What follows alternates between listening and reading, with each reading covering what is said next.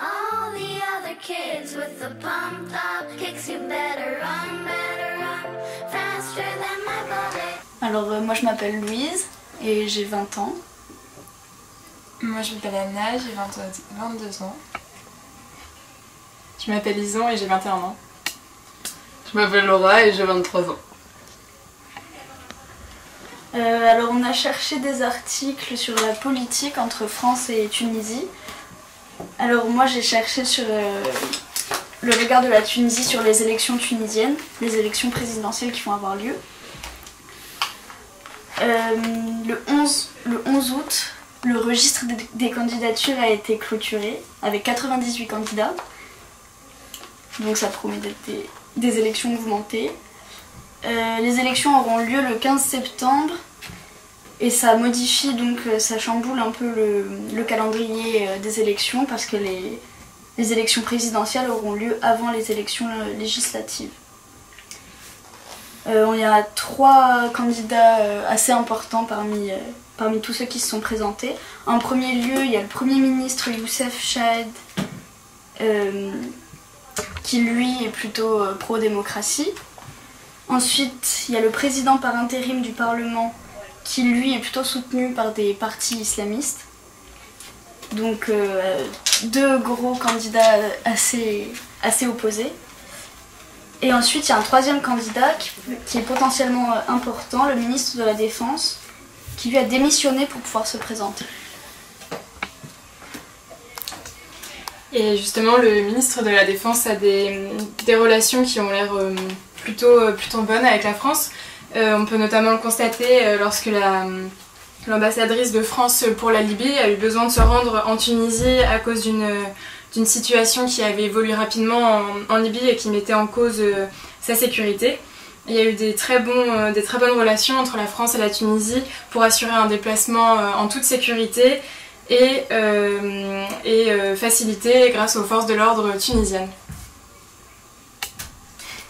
Donc là, pour faire un lien plus entre le système d'élection en Tunisie et celui français, donc récemment on a pu voir qu'il y avait eu beaucoup de candidatures, donc plus de 90 candidatures il me semble à l'élection présidentielle tunisienne. A contrario, en France, pour les élections municipales, on voit qu'il y a de plus en plus de désistements et que les maires cherchent à écourter en fait leur mandat. Donc c'est un article écrit par France 3 qui se base sur une étude menée par le Centre de recherche politique de Sciences Po. Donc il affirme qu'en fait en 2020, plus de la moitié des maires veulent passer la main.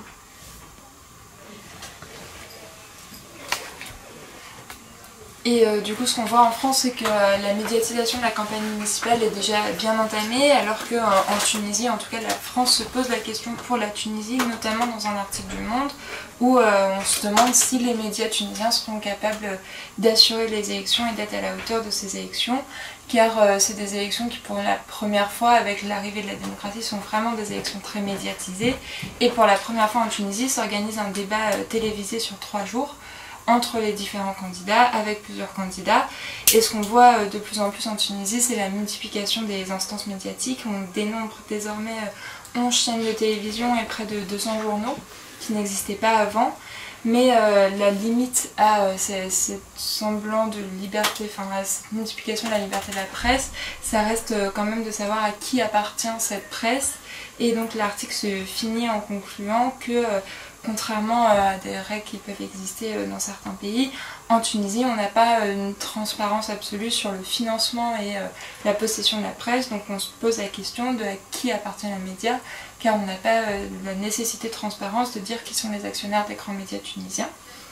Donc du coup ce qu'on a voulu regarder un peu à travers notre atelier, en fait c'était la notion d'élection dans les différents pays et ce à quoi ça menait quand on parlait politique en fonction des différents journaux, et on est arrivé à du coup des sujets qui étaient assez différents mais qui étaient guidés par ce fil rouge des relations diplomatiques ou de la sécurité entre autres.